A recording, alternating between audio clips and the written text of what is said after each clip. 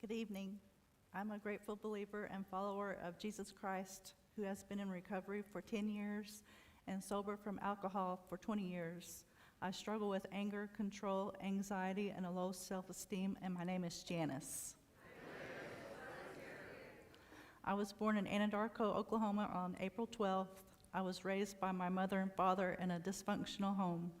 My father was an alcoholic who seldom spoke to me. He was a hard worker, and we always had a roof over our heads and food on the table. My mother was a gambling addict and was very critical of me, and I felt like a burden to her. She did her best to provide and care for me. I was the second to the oldest, one older sister and a younger sister and brother. Unfortunately, I was not raised in a Christian home and experienced violence, verbal, emotional, and physical abuse. As a child, I remember when my dad would come home from the bar, argue, and beat my mother. I was scared and hid in my room and would cry myself to sleep at night. This caused me to suffer from anxiety. Once my older sister and I knew better, we started calling the police to protect my mother from the abuse. We ended up in a battered women's shelter for a short time, but my dad begged her to come back home. That was the last time that I saw my parents fight. I believe my dad thought that he would never see us again.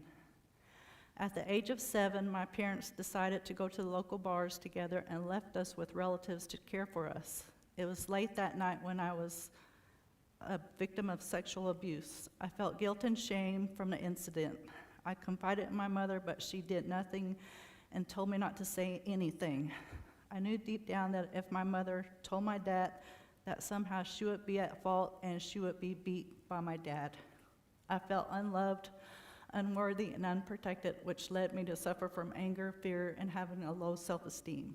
When I was about 12 years old, I was once again a victim of sexual abuse. I told no one and kept the secret to myself because nothing was done when it happened before. I was raised in a strict home and had chores and rules that I followed. I wasn't allowed to spend the night with any of my friends and rarely got to go anywhere. I was in many fights in school to get attention. My dad seemed to be proud of me, but when I told him about the fights, my older sister rebelled and would be pregnant at the age of 15. Because this happened, my parents became very strict, which led me also rebelling as a teenager. I soon moved out of their house and in with my high school boyfriend and his mother. I thought I knew it all. Since I didn't have any adult supervision, I started experimenting with alcohol. I tried to numb the hurt from my past, but my life started to spiral out of control. In May of 1989, I somehow managed to graduate from high school. I was the first to graduate from my family. My parents and most of my relatives came to my graduation. During the summer, my drinking escalated, and I tried once again to numb the pain from my past. I was also suicidal at times, but told no one. That fall, I was accepted to attend college at Bacone in Muskogee. I was excited and wanted a better life for myself. Needless to say, I drank even more and ended up dropping out of college because I got into a fist fight with my good friend, and I was ashamed. I later moved back in with my boyfriend and ended up pregnant. I always wanted a family, but didn't think this would happen so soon. The pregnancy also gave me a reason to quit drinking as well. I was scared of being a new mother. I feared that something would happen to my baby, so I quit drinking as soon as I found out that I was pregnant. August of 1990, I gave birth to my daughter, Danielle. I thought that her father would step up and provide for us. He refused to work and instead focused on college, so I ended up working 3 jobs to make ends meet. I was angry all the time and hated to be at home. We argued and fought constantly because we both started to drink heavily. I rarely saw my daughter because I buried myself in work and spent most evenings at the bars. I would go a few nights a week and then started going every weekend to hide my feelings about my relationship. All I wanted was a family and someone who loved me. Our relationship was going nowhere. I had several affairs, and this caused us to separate and eventually ended in divorce. I met my second husband at work. We started going to the bars together, and my drinking escalated, and I rarely saw my daughter, Danielle. We were married a short time later after I finalized my divorce from my first marriage. Once again, I quit drinking after finding out that I was pregnant. In August of 1994, I gave birth to my second daughter, Jamie. Her father and I both struggled with our addiction to alcohol and spent most of our money on alcohol, and at one time our family was homeless. We were living in our car and staying in motels when we got enough money together. We argued more, and I ended up being a victim of domestic violence. I once again had several affairs, and our marriage would not even last a year. My sister Rochelle, who lived in Eufaula, convinced me to move in with her in an attempt to get my life back together. This would be the lowest point in my life. I was broken, had 2 failed marriages, and couldn't even provide the care for my 2 daughters. I felt like my world was crashing down on me. I never asked for help from anyone, and I was ashamed. I was so ashamed because I had to rely on my sister and her family to take me and my daughters in. My sister helped me to get a job, my own place, and was there for me when I needed her. This was the first time that I was on my own and alone trying to raise my girls. I couldn't stand to be alone because I would think of the abuse and the brokenness in my life. I just wanted to be loved. Being on my own led me back down the same road, which ended up me drinking again. I didn't care about anybody except myself. I found a reliable babysitter for my girls and was back in the bars again. One night, I met a nice guy named Scott at the bar. We started dating, and he treated me really good and respected me. We both liked to drink, and my drinking once again spiraled out of control, and I was not a good mother to my girls. I would drop them off at the daycare, go to work, and then take them to a babysitter while I went to the bars. This was my insanity. Scott was a drug addict, but God had given him a love for my daughters, and he started telling me that I needed to take better care of myself and my daughters. He also convinced me to stay out of the bars and start taking better care of my girls. My heart was starting to change, but Scott continued to spiral out of control and started using methamphetamine, which he kept secret from me. He told me that he needed to move to North Carolina for his daughter, Kylie. She was in a dangerous situation, and he needed to be there for her. I knew he was doing the right thing, and I felt that I also needed to make some changes in my life for my girls. I wanted to be a better mother to them and wanted them to have some stability in their life. Looking back, I know it was God leading both me and Scott.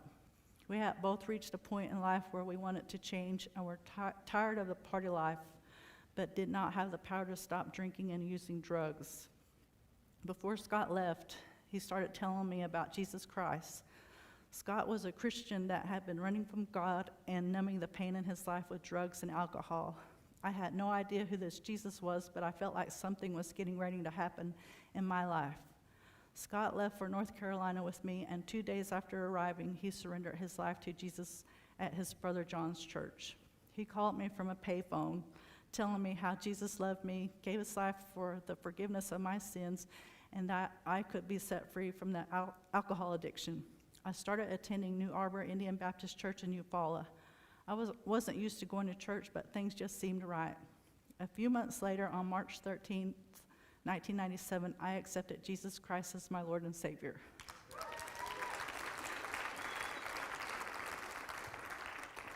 I finally found the love that I had been searching for. God also revealed to me that I needed to move to North Carolina. Scott called me that evening, and I told him that I had accepted Christ as my Savior that day, and we were coming to North Carolina. We were later married on April 4th, 1997. We had a blended family and raised our 3 daughters and took them to church every time the doors were open. We became members of Wrights Creek Baptist Church in Cherokee, North Carolina. We had our struggles with our marriage, but we never really talked too much about things. We hid our past from each other, never talking of our struggles, insecurity, and we liked to argue. We argued about finances and our parenting styles. We would go weeks at a time without speaking to one another. When we would argue, I never took fault. I often held a grudge and never apologized for anything I did wrong. I went back to college in 2000 and obtained a college degree. I was at a convention in Asheville, North Carolina with my college friends and ended up relapsing. I was ashamed and hid this secret from my family. Looking back on that, I never told anyone my secret. We moved back to Oklahoma in 2002 and started attending Landmark Missionary Baptist Church in Okemah.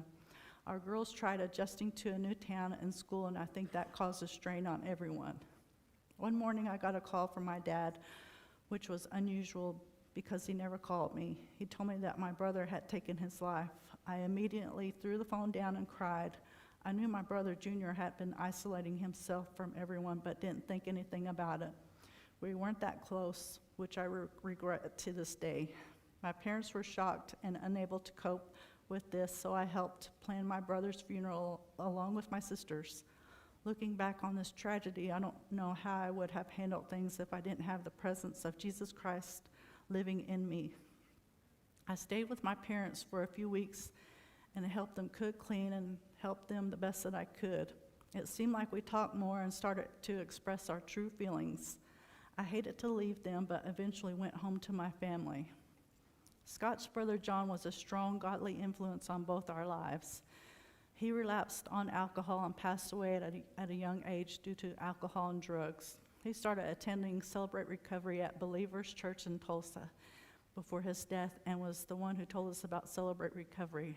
After his death, we were led by God to find out about this ministry, so we drove to Southern Hills Church at this very place. From our first meeting, I felt as though the Lord was leading us to start this ministry in Okemah. With much prayer and planning, we were able to start a Celebrate Recovery at Okemah First Baptist Church. I went through my first step study and found healing from my anxiety, anger, control, and low self-esteem. The abuse that happened to me was not my fault. In the past, I was trying to numb the pain from the hurt in my life with alcohol. I also started to have a love and compassion for others. I wanted to do more for the Lord and felt the need to give back. I have been through 6-step studies and currently lead a chemical addiction open share and am a sponsor and accountability partner and part of the barbecue team. I finally found someone that truly loves me for who I am, and that is Jesus Christ. I have healthy relationships in my forever CR family that I'm so thankful for. My relationship with my husband has been restored. We used to keep things bottled up inside, and now we are able to open up and have normal conversations. We have learned to put Christ first in our marriage. A few years ago, I lost my mother to cancer. I was able to spend those last days with her talking about the Lord. She told me that she accepted Jesus Christ as her Savior as a child at a church camp in Binger, Oklahoma. I was with her during the last minutes of her life, and I'm looking forward to seeing her again. I also made my amends with my father, and we talk on the phone almost every day. Without CR or being a child of God, I don't know if our relationship could have ever been restored. I thought my dad didn't care about me, but now I know that he just didn't know how to express his feelings or show that he loved me. He often asks me about church, and I share what I'm involved in, and that church and CR are most important to me. One particular step that stood out to me was step 2. We came to believe that a power greater than ourselves could restore us to sanity, for it is God who works in you to will and to act according to his good purpose, Philippians 2:13. In the past, I struggled with anger, control, anxiety, and tried to numb the pain from all the hurt with alcohol. I know that Jesus Christ loves me unconditionally and that I can turn all my struggles over to him. To the newcomer, I encourage you to join a step study or to sign up for one of the teams that Celebrate Recovery. I thought I would only help out with the barbecue team at CR, but God had other plans for me. We have been blessed to be a part of starting a new Celebrate Recovery at Seminole First Baptist Church 2 years ago, and look forward to serving Christ by serving others through the ministry of CR until God calls us home. I look forward to each Sunday night at CR with my forever family who truly loves and cares for me. Thank you for letting me share.